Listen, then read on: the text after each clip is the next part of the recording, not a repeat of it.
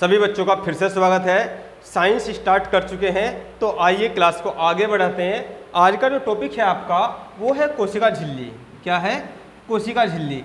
तो आज का टॉपिक डालेंगे कोशिका झिल्ली। ठीक है, कोशिका झिल्ली डालने के पश्चात हालांकि लास्ट क्लास में भी इसका जिक्र हुआ था, पहले हम इसको समझ लेते हैं और फिर पूरे को रिवाइज कर लेंगे, फिर अगले टॉपिक की तरफ बढ़ेंगे। तो कोशिका झिल्ली, देखिए कोशिका झिल्ली क्या है? सपोज करो ये क्या है? ये सुरेश है। ये क्या है? ये सुरेश है। और ये क्या है? ये चंद्रमुखी है। ये चंद्रमुखी है। ये सुरेश है और ये चंद्रमुखी है।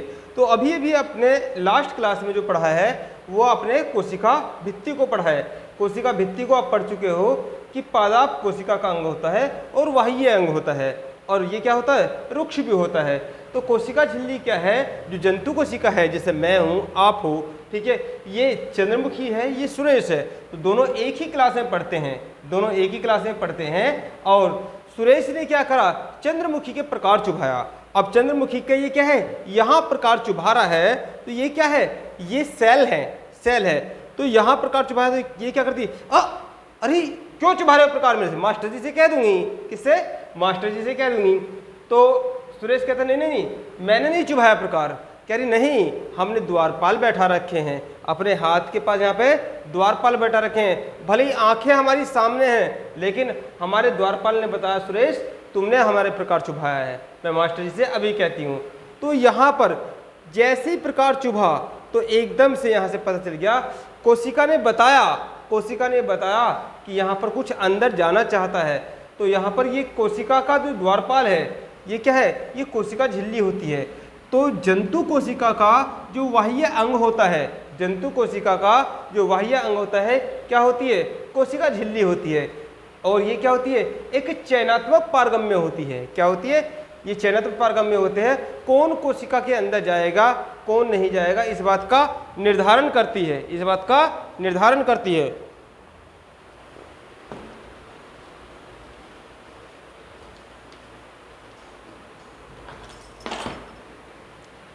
ठीक है, तो इसलिए से क्या है? कोशिका झिल्ली को चयनात्मक पारगम्य बोलते हैं। अरे आपका जो चित्र है ये क्या है? कोशिका है। ठीक है, यही तो बताया था। ये तो कोशिका भित्ति है और ये क्या है? कोशिका झिल्ली है। ठीक है, तो जंतु कोशिका में इसको अलग कलर से लेना पड़ेगा, आपको कंफ्यूजन ना हो। ये अंदर का पार्ट पढ़ा रहा हूं, कोशिका झिल्ली। ठीक है, और यहां पर ये क्या है? इसे फिल है, अंदर क्या है? इसे जीव द्रव्य कहते हैं। ये अगला टॉपिक है आपका। ठीक है, ये अगला टॉपिक है। तो यहाँ पर जीवों में ये बाहर की चीज नहीं होती है, कोशिका भित्ति नहीं होती है, ये पादप कोशिका का अंग है। तो और ये चीज जो कोशिका झिल्ली बनी होती है, ये क्या? प्रोटीन और लिपिड्स की बनी होती है, प्रोटीन और लिपिड्स की बनी होती है। ठीक है, तो एक वैज्ञानिक हुए हैं कौन? अभी जो रॉबर्ट हुक थे, जिन्होंने कोशिका की खोज की थी, तो उनके सन है, मजाक कर रहा हूँ, उनके सन नहीं है, नाम है इनका रॉबर्टसन। ठीक है, रॉबर्टसन। तो रॉबर्टसन ने 1759 में बताया कि क्या है? ये प्रोटीन की बनी होती है, कोशिका झिल्ली प्रोटीन की बनी होती है। और इसका आंतरिक पार्ट, भाई यदि सपोज करो ये क्या है? ये कोशिका झिल्ली है पूरी, तो इसके बाहर का पार्ट ये क्या है? ये बाहर का पार्ट तो बना हुआ किसका? प्रोटीन का। और अंदर का पार्ट किसका? लिपिड्स का बना हुआ है। ठीक है, तो ऐसा कौन कहते हैं? ऐसा रॉबर्टसन कहते हैं 1759 में। लेकिन ज़्यादा मान्यता जो है वो सिंगर और निकोलसन को है, जो 1972 में ज़्यादा एविडेंस पेश करते हैं। ठीक है, तो ये रहा कोशिका झिल्ली वाला टॉपिक। आइए इसको लिपिबद्ध कर लेते हैं। ठीक है, इसको लिख लीजिए। सबसे पहले टॉपिक डालेंगे कोशिका झिल्ली। पहला टॉपिक डालेंगे कोशिका झिल्ली। ठीक है, तो नीचे लिखेंगे या डैश लगा लिखेंगे कोशिका झिल्ली। कोशिका झिल्ली जंतु कोशिका का बाह्य अंग है, जबकि पादप कोशिका में यह है कोशिका भित्ति के बाद आती है, कोशिका भित्ति के बाद आती है। ठीक है, यानी अर्थात जंतु कोशिका में केवल कोशिका झिल्ली पाई जाती है, जबकि पादप कोशिका में कोशिका भित्ति लिखेंगे, कोशिका भित्ति और कोशिका झिल्ली दोनों पाई जाती हैं। ठीक है, अगला पॉइंट वाइज लिखेंगे कोशिका झिल्ली प्रोटीन और लिपिड्स की बनी होती है। कोशिका झिल्ली प्रोटीन और लिपिड्स की बनी होती है। जहाँ प्रोटीन लिखा वहीं अंडरलाइन करके नीचे को लिखेंगे रॉबर्टसन 1759 में यह बताते हैं कि यह प्रोटीन और लिपिड्स की बनी होती है, जबकि सर्वाधिक मान्यता निकोलसन और सिंगर ब्रैकेट में लिखेंगे 1772 को दी जाती है। नीचे नोट करके लिखेंगे अगले लाइन से ब्रैकेट में, कोशिका झिल्ली का बाह्य भाग प्रोटीन और आंतरिक भाग लिपिड्स का बना होता है। ठीक है, लिपिड्स का बना होता है। अगला पॉइंट, यह एक चयनात्मक पारगम्य है, अर्थात कोशिका के अंदर कौन जाएगा और कौन बाहर आएगा, इस बात का निर्धारण करती है। इसीलिए इसे कोशिका का द्वारपाल कहते हैं। ठीक है, तो आइए नए टॉपिक की तरफ बढ़ते हैं। जल्दी से इसे नोट कर लीजिए, कोई डायग्राम आपको बनाना हो स्क्रीनशॉट ले सकते हैं इसका।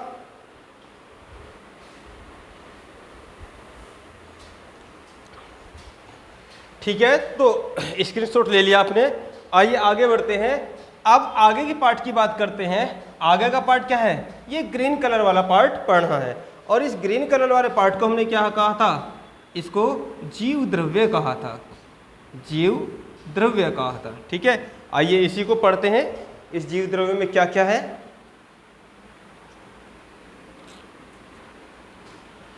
देखिए, चैप्टर का नाम क्या है, वो सेल है, कोशिका है। ठीक है, और कोशिका के भाग पढ़ रहे हैं, जो कोशिका के भाग पढ़ रहे हैं, कोशिका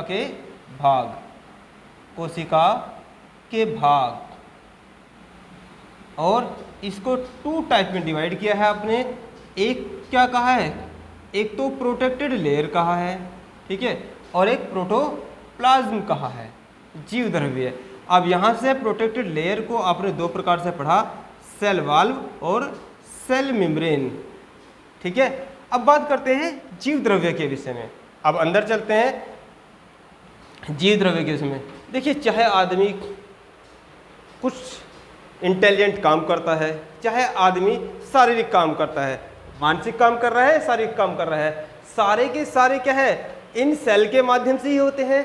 तो जब सारे के सारे इन सेल के माध्यम से होते हैं और सेल के अंदर जो चीज़ें हैं, तो यहाँ तो ये प्रोटेक्शन लेयर हो गया। अब सब कुछ इसी के अंदर है, सब इसी के माध्यम से होता है। इसलिए पूरे जीवन का जो मानव जीवन है, तो मानव जीवन का भौतिक आधार कह दिया गया है जीव द्रव्य को। प्रोफेसर हुए कौन, हेक्सले। ठीक है, तो प्रोफेसर हेक्सले ने इसे जीवन का भौतिक आधार कहा है। जीव द्रव्य को जीवन का भौतिक आधार कहा है, जीवन का भौतिक आधार कहा है, भौतिक आधार कहा है। यानी कि पूरा जीवन ही क्या है, इसी के ऊपर टिका हुआ है। लेकिन जीव द्रव्य जो नामकरण किया है वो पुरकिंजे ने किया है, वो पुरकिंजे ने किया है। यदि इसके नामकरण की बात करें तो पुरकिंजे ने किया है। तो इस बात को आप लिख लीजिए, टॉपिक डाल लीजिए आप, जीव द्रव्य। टॉपिक डालेंगे जीव द्रव्य,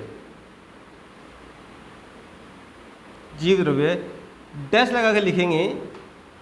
हल्का से ही चित्र बना लीजिए आप, हल्का से चित्र बना लीजिए, फिर इसको लिख लेते हैं।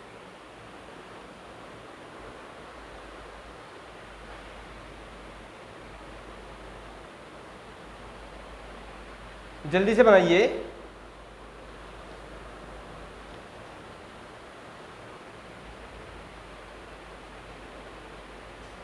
ठीक है, तो लिखेंगे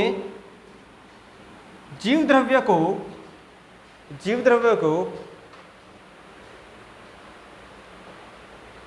सुरक्षात्मक भाग को छोड़कर, जीव द्रव्य को सुरक्षात्मक भाग को छोड़कर शेष सभी भागों को जीव द्रव्य कहा जाता है, जीव द्रव्य कहा जाता है।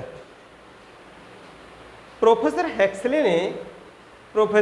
हेक्सले ने इसे जीवन का भौतिक आधार कहा है, इसे जीवन का भौतिक आधार कहा है, जबकि इसका नामकरण पुरकिंजे ने किया है, जबकि इसका नामकरण पुरकिंजे ने किया है।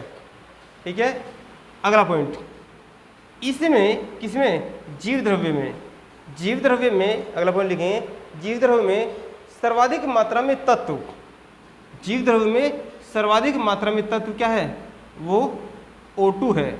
जीव द्रव्य में सर्वाधिक मात्रा में तत्व O2 है।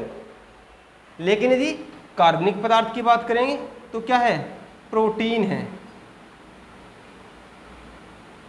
इसमें लिखेंगे जीव द्रव्य में सर्वाधिक मात्रा में तत्व O2, जबकि कार्बनिक पदार्थ प्रोटीन है। वह अकार्बनिक पदार्थ H2O है, वह अकार्बनिक पदार्थ क्या है, H2O है, यानी कि जल है। अकार्बनिक पदार्थ क्या है, वो जल है। ठीक है, तो ये तो वही रही बात जीव द्रव्य की। अब यदि जीव द्रव्य के अंदर देखते हैं कि इसको जीवन का भौतिक आधार क्यों कहते हैं, इसको जीवन का भौतिक आधार क्यों कहते हैं, तो इसका विश्लेषण कर लेते हैं, थोड़ा अंदर जाते हैं। तो अगला टॉपिक डालेंगे आप,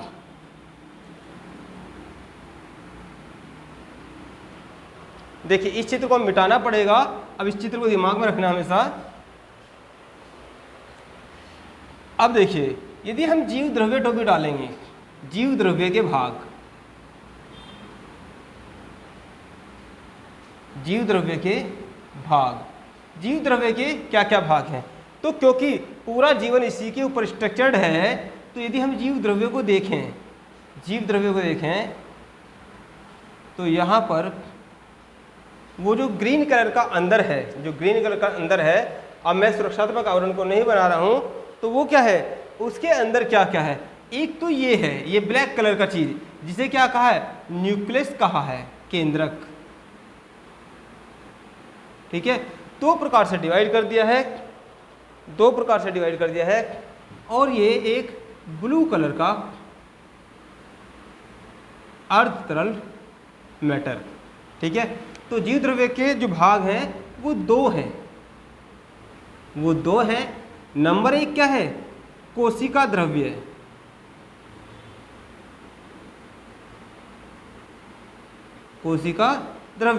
और दूसरा क्या है, दूसरा है केंद्रक।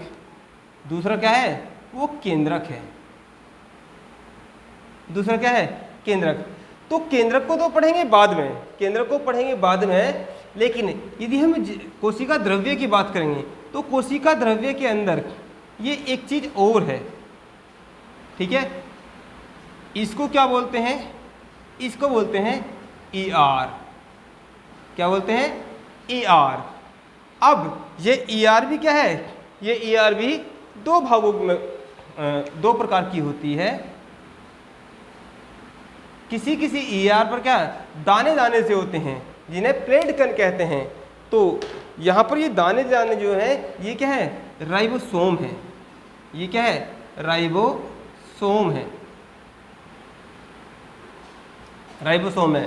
तो यहाँ पर यदि जीव द्रव्यों को देखें, जीव द्रव्य के दो भाग हैं, एक तो कोशिका द्रव्य है। अब कोशिका द्रव्य के अंदर क्या क्या है, तो कोशिका द्रव्य के अंदर क्या है, पहली बात देखी हमने, यदि इसको A पोर्शन मान लूँ, इसको B पोर्शन मान लूँ, ठीक है, तो ये क्या है, कोशिका द्रव्य है। तो इसमें एक क्या है, ER है। ठीक है, दूसरा क्या है, राइबोसोम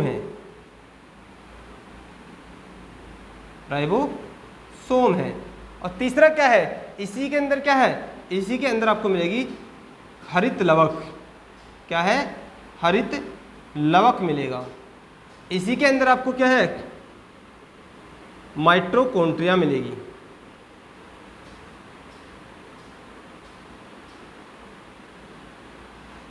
इसी के अंदर आपको लाइसोसोम मिलेगा।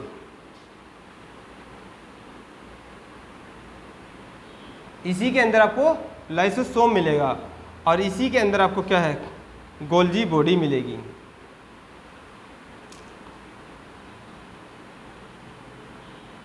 इसी के अंदर आपको क्या है, तारक्काय मिलेगी, जिसे सेंट्रोसोम भी कहते हैं। इसी के अंदर आपको रिक्तिका मिलेगी। ठीक है, इसी के अंदर आपको इतनी चीज़ों को पढ़ना है। यदि केंद्रक की बात करेंगे, यदि केंद्रक की बात करेंगे, आप इसको लिख लीजिए, इसको लिख लीजिए, फिर केंद्रक की बात करते हैं और फिर स्टेप बाय स्टेप सारी चीज़ों को समझते हैं। लिखिए, जीव द्रव्य के भाग कितने हैं, 2 हैं। एक कोशिका द्रव्य, दूसरा केंद्रक। कोशिका द्रव्य के अंदर क्या क्या है, वो आपको ये लगभग 8 चीज़ें मिलेगी। ठीक है, पहला है ER, पहला है ER। इसे कोशिका का कंकाल तंत्र भी कहते हैं, बात करेंगे अभी क्यों कहते हैं। दूसरा है राइबोसोम, इसे प्रोटीन निर्माण की फैक्ट्री कहते हैं, क्योंकि प्रोटीन का निर्माण इसी के अंदर होता है। इसे हरित लवक, ठीक है, केवल हरित लवक नहीं, हम आपको पूरा लवक पढ़ाएंगे, पूरा लवक पढ़ाएंगे। और लवक के अंदर क्या है, हरित लवक है। एक्चुअली लवक 3 प्रकार का होता है, उसमें से हरित लवक एक है। और हरित लवक को क्या है, पौधों का रसोई घर कहा जाता है। माइटोकॉन्ड्रिया, माइटोकॉन्ड्रिया को ऊर्जा का पावर हाउस कहलाता है। जो हमारे शरीर के अंदर जो एनर्जी बनती है वो इसी के अंदर बनती है। लाइसोसोम, लाइसोसोम को आत्महत्या की थैली कहा जाता है। लाइसोसोम को आत्महत्या की थैली कहा जाता है, क्योंकि बाहर से आए हुए बैक्टीरिया से ये क्या करती है, इसके अंदर कुछ एंजाइम होते हैं, उन एंजाइमों की हेल्प से ये उन बैक्टीरियाज को मार देती है। ठीक है, गोल्जी बॉडी, इसको ट्रैफिक पुलिस कहा जाता है। क्या कहा जाता है, क्योंकि कोशिका के अंदर जिसको जो सामान की आवश्यकता पड़ती है, तो ट्रैफिक पुलिस के भांति घूम घूम कर क्या है, ये उसको दे देती है। इसलिए ये स्रावी कोशिकांग भी है। क्या है, स्रावी कोशिकांग भी है। तारक्काय और रिक्तिका, ये सारी चीजें हमें पढ़नी है। ठीक है, अब अगला पॉइंट की बात करेंगे, सेकंड पॉइंट डालेंगे केंद्रक। तो केंद्रक में लिख लेंगे, इसमें पहला पार्ट जो आपको पढ़ना है वो क्या है, वो केंद्रक कला है। केंद्रक कला है। दूसरा पॉइंट जो है वो क्या है, वो क्रोमेटिन धागे हैं। वो क्रोमेटिन धागे हैं। तीसरा पॉइंट क्या है, तीसरा पॉइंट आपको इसे पढ़ना है केंद्रिका। और चौथा पॉइंट इसमें क्या है, वो केंद्रक द्रव्य। ये सब पढ़ना है। यदि केंद्रक की बात करें, यदि हम केंद्रक की बात करें, ये जो बीच वाला पोर्शन है जिसको मैंने ये रेड कर दिया है, कोशिका के सारे अंग डायरेक्ट या इनडायरेक्ट इसी से जुड़े होते हैं, इसलिए इसे कोशिका का डायरेक्टर भी कहा जाता है। जल्दी से आप इन बातों को नोट कर लीजिए, फिर स्टेप बाय स्टेप सारी चीज़ों को समझते हैं।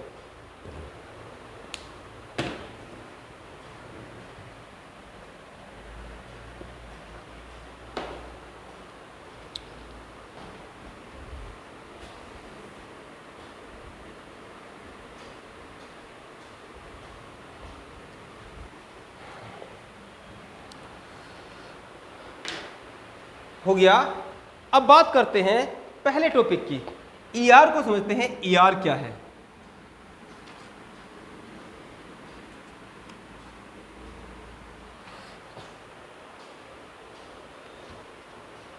देखिए, हम बात कर रहे हैं कोशिका के जो जीव द्रव्य है, हम बात कर रहे हैं जीव द्रव्य। जीव द्रव्य को 2 पार्ट में बांट दिया, जीव द्रव्य को 2 पार्ट में बांट दिया। और पहला जो पार्ट है वो क्या है, कोशिका द्रव्य। कोशिका द्रव्य जिसे साइटोप्लाज्म भी कहते हैं, CYT, साइटोप्लाज्म। ठीक है, साइटोप्लाज्म के अंदर आपको लगभग 8 चीज़ों को पढ़ना है, ठीक है, 8 चीज़ों को पढ़ना है। और पहली जो चीज़ है वो क्या है, वो ER है। क्या है, ER, ठीक है। ये टॉपिक डाल लीजिए आप, ER। समझते हैं ER क्या है, फिर इसको लिपिबद्ध करेंगे। देखिए ये कोशिका है, हमने बताया था कोशिका की संरचना नहीं है, कोशिका का कोई आकार नहीं है, किसी भी आकार की।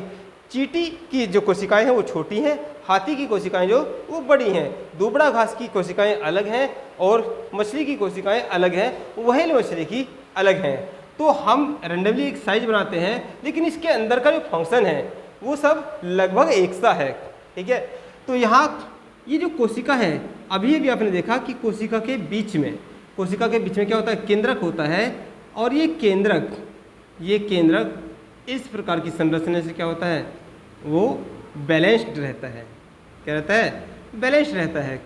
इस प्रकार की इस संरचना को ही क्या बोलते हैं, ER बोलते हैं। क्या बोलते हैं, ER, क्योंकि सारा कोशिका इसी के ऊपर स्ट्रक्चर्ड रहता है, इसलिए इसे कोशिका का क्या कहते हैं, कंकाल तंत्र कहते हैं। क्या कहते हैं, ER का फुल फॉर्म है एंडोप्लाज्मिक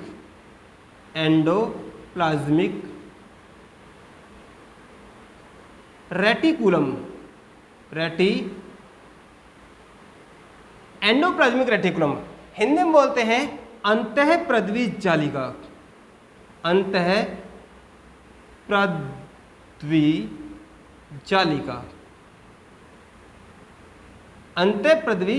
जालिका, इसको क्या कहते हैं, कोशिका का कंकाल तंत्र कहते हैं। कंकाल तंत्र,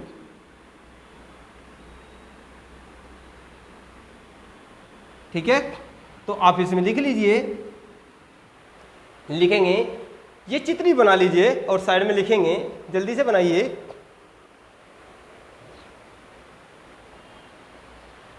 देखिए साथ साथ में लिखते हुए चलेंगे तो याद करने की जरूरत नहीं पड़ेगी, आपको ऐसे ही याद हो जाएगा, ठीक है।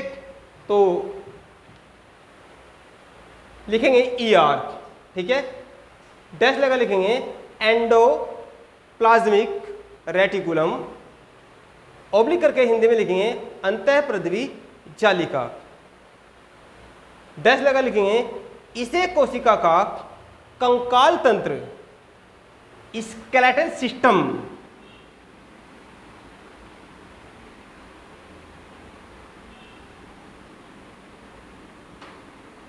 स्केलेटल सिस्टम ऑफ सेल कहा जाता है, क्योंकि कोशिका के लिए यह स्ट्रक्चर प्रदान करता है, ठीक है। अगला पॉइंट लिखेंगे ER के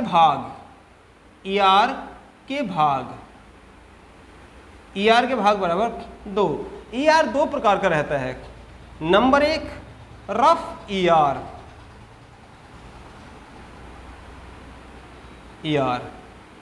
ब्रैकेट में लिखेंगे खुरदरी सतह वाली एंडोप्लाज्मिक रेटिकुलम या खुरदरी सतह वाली अंतःप्रद्वी जालिका, ठीक है। नंबर 2 स्मूथ ER, क्या चिकनी सतह वाली अंतःप्रद्वी जालिका। देखिए कैसे, यहां पर क्या होता है, यहां पर कुछ दाने दाने से होते हैं, किसी ER पर क्या होते हैं, दाने दाने से होते हैं, ठीक है। तो इसको क्या कहते हैं, जिस पे दाने दाने हैं उसको रफ ER, बाकी को क्या कहते हैं, स्मूथ ER, ठीक है। और जो ये रफ ER होती है, जो दाने दाने से होते हैं, तो असलियत में यही क्या है, यही राइबोसोम है। क्या है, ये राइबोसोम है। तो ये डाल लिया आपने रफ ER और स्मूथ ER। अगला टॉपिक है आपका नंबर 2 राइबोसोम।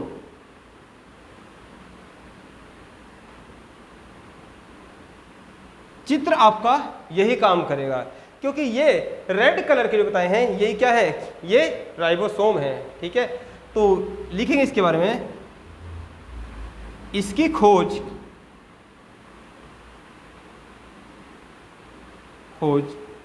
प्लेड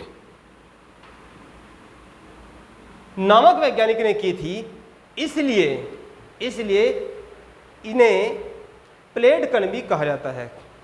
इन्हें प्लेड कण भी कहा जाता है। ठीक है, क्या कहा जाता है? प्लेड कण। तो ये क्या है? ये रेड कलर के क्या है? ये प्लेड कण कहलाते हैं। प्लेड कण या राइबोसोम। प्लेड कण या राइबोसोम, इसमें लिखेंगे इसे प्रोटीन निर्माण की फैक्ट्री, इसे प्रोटीन निर्माण की फैक्ट्री, प्रोटीन निर्माण की फैक्ट्री भी कहा जाता है। इसे प्रोटीन निर्माण की फैक्ट्री भी कहा जाता है। अब प्रोटीन निर्माण की फैक्ट्री कैसे कहा जाता है? क्या प्रोटीन इसके अंदर बनता है? हाँ, प्रोटीन इसी के अंदर बनता है। अरे नहीं, प्रोटीन को तो डब्बे आते हैं, प्रोटीन के तो डब्बे आते हैं जिनसे जिम वाले यूज करते हैं और बॉडी बनाई जाती है। ठीक है, नहीं, प्रोटीन वहाँ नहीं बनता है। उसे जो उन डब्बों के अंदर होता है वो क्या होता है? वो अमीनो एसिड होता है। क्या होता है? वो अमीनो एसिड होता है। देखिए इसके एक स्ट्रक्चर को समझ लेते हैं। देखिए राइबोसोम, जो राइबोसोम होता है, राइबोसोम को प्रोटीन निर्माण की फैक्ट्री कहा जाता है। कोशिका के अंदर प्रोटीन निर्माण की फैक्ट्री, प्रोटीन निर्माण की फैक्ट्री।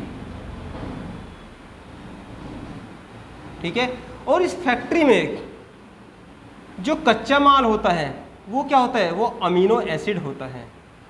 अमीनो एसिड क्या होता है? Amino acid.